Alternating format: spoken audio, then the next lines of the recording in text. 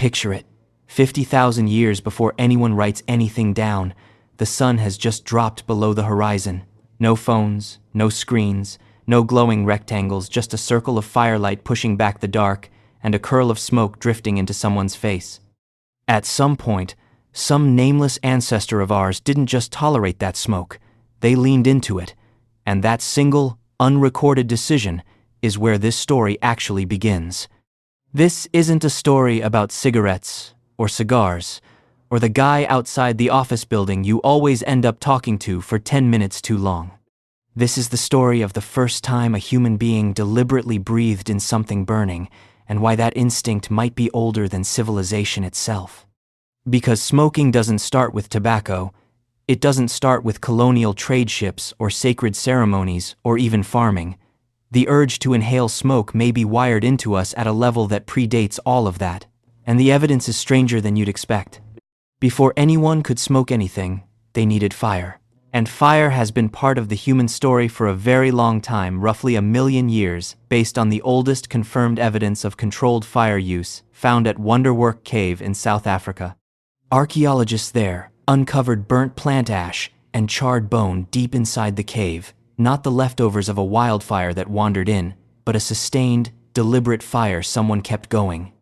1 million years ago, we weren't even Homo sapiens yet.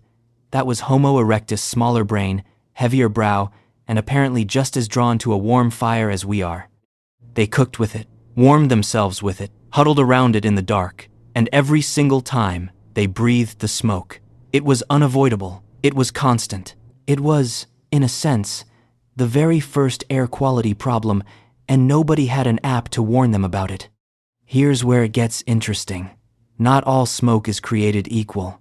Burn different plant matter, and you get a completely different cocktail of compounds, some of them psychoactive, alkaloids, terpenes, chemicals that interact with the human nervous system in ways that are, let's say, noticeable. Which means some of our ancestors were almost certainly getting high by accident, sitting around the fire, with absolutely no idea why they suddenly felt incredible. This isn't a fringe idea. Researchers have argued for decades that early humans living in forested regions across Africa, Europe, and Asia would have regularly been exposed to smoke from psychoactive plants, cannabis among them. And our brains were, in a strange way, already prepared for it. We carry an endocannabinoid system, a network of receptors that regulates mood, memory, and appetite. Those receptors didn't evolve because of cannabis. But when smoke from a burning cannabis plant first hit a human brain, that brain wasn't confused. It responded like it had been expecting this visitor. That accidental first hit, repeated enough times by enough people, may be the true origin point of smoking. Not a plan, not a ritual. Just a very good accident that someone eventually decided to recreate on purpose. The entire multi-billion-dollar tobacco industry, centuries of ceremony, generations of medical tradition, all of it may trace back to a tired hunter who sat downwind of the wrong bush and had an unexpectedly great evening. Now we have to be careful, because ancient humans breathed psychoactive smoke by accident, and ancient humans deliberately cultivated plants to smoke are two very different claims, and the second one needs harder evidence. The oldest confirmed proof of intentional cannabis use, burned cannabis seeds, found in a setting that clearly points to deliberate inhalation, comes from a burial site in the Pamir Mountains of Central Asia, dating to roughly 500 BC. Excavators found wooden braziers holding superheated stones, coated in residue from cannabis with unusually high THC content, not wild hemp grown for rope or seed oil. The good stuff, placed deliberately in a ritual burial 2,500 years ago. But here's the question worth sitting with. Does the absence of older physical evidence mean it didn't happen earlier, or just that we haven't found it?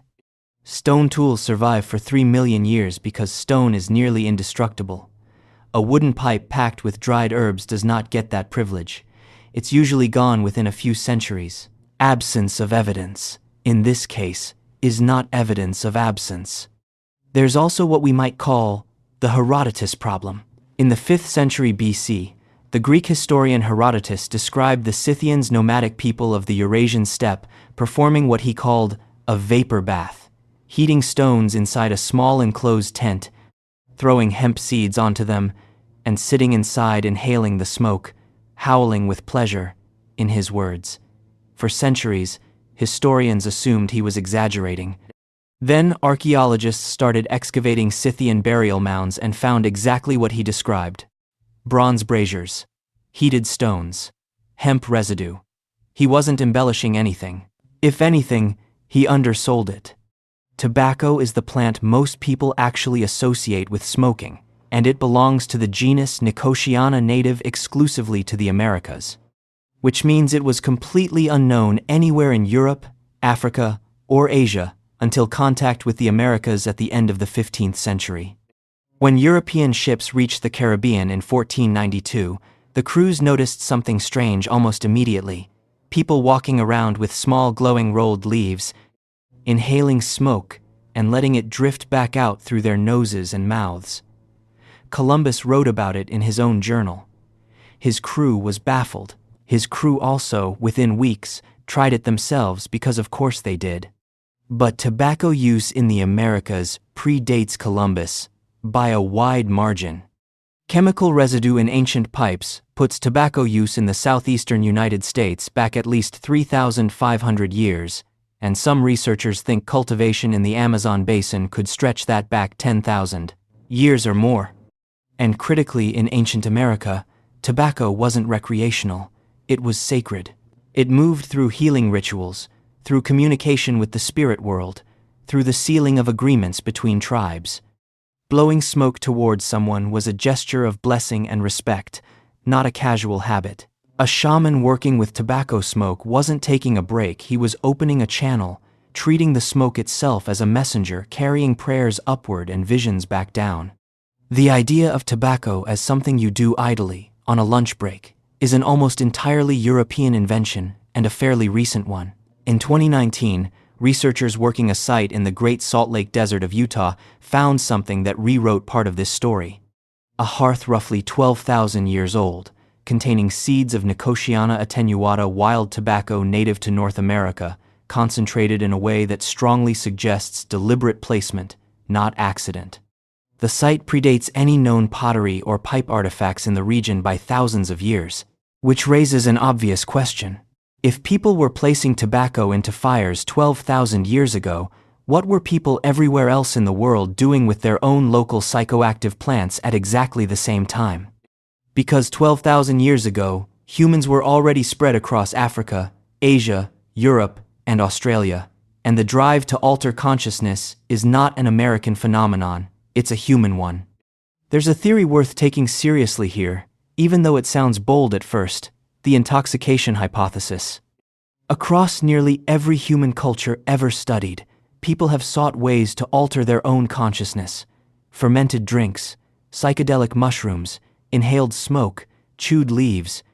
It's so universal, so persistent, and so independently repeated across unconnected cultures that some researchers argue it isn't incidental at all.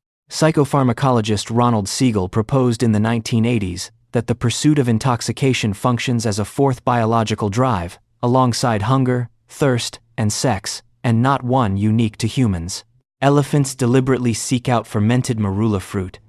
Reindeer in Siberia eat Amanita muscaria mushrooms and have been observed drinking the urine of other reindeer that already ate them because the psychoactive compounds pass through intact. Reindeer doing pharmacological recycling in Siberia. If that drive really runs that deep and that far back, then it's entirely reasonable that early humans, long before pottery, long before pipes, were deliberately seeking out smoke from psychoactive plants because experience had already taught them it changed something in their minds. Trial and error, prehistoric style, high stakes, occasionally fatal, but the survivors remembered and passed the knowledge on mouth to ear, around a fire, for generations that left no written record at all.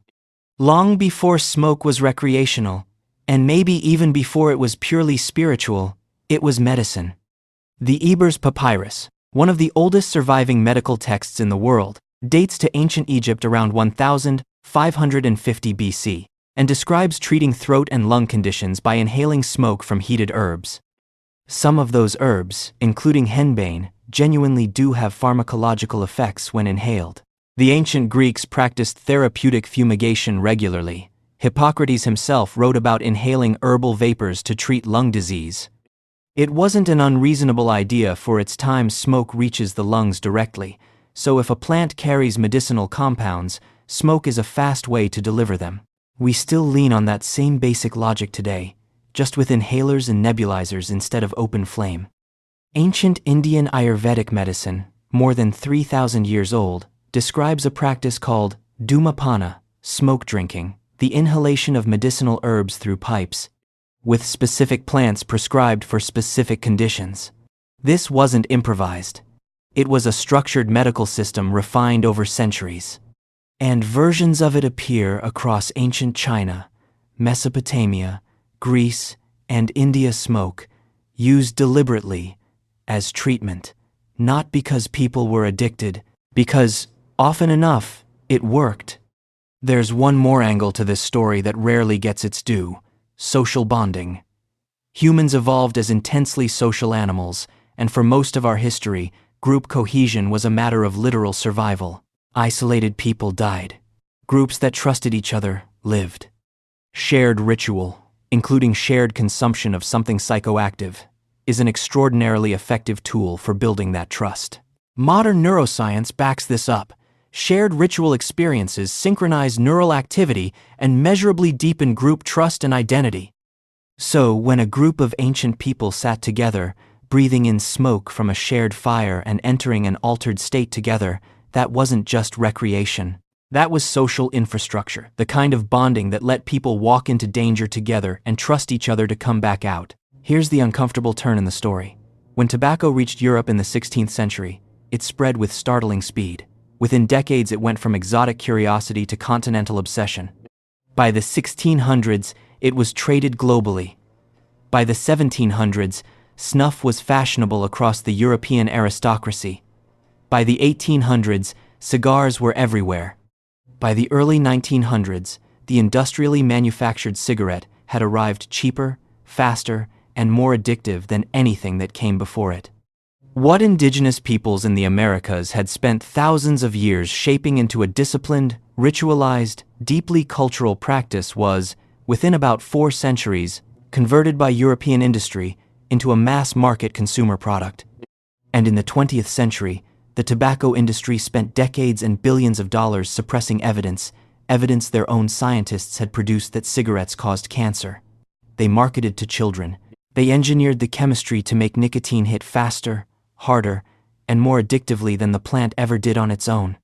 A shaman placing cannabis on heated stones in 500 BC, and a tobacco executive approving a cigarette ad campaign in 1960, both worked, technically, with the same plant family. That may be the only thing they ever had in common.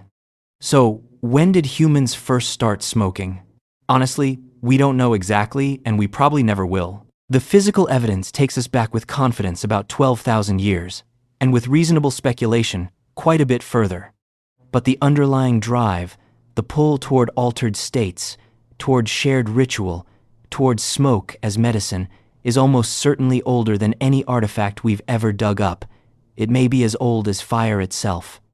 What we do know is this: by the time written history begins, in every part of the world where humans lived, people were already finding ways to put smoke into their bodies. The plants changed. The rituals changed. The purposes changed. But the behavior was already ancient by the time anyone thought to write it down. There's something quietly poetic in that. For everything that separates us from our earliest ancestors, the technology, the medicine, the sheer volume of content we scroll through every day, there's a thin, unbroken thread running back 100,000 years. Fire, smoke, breath.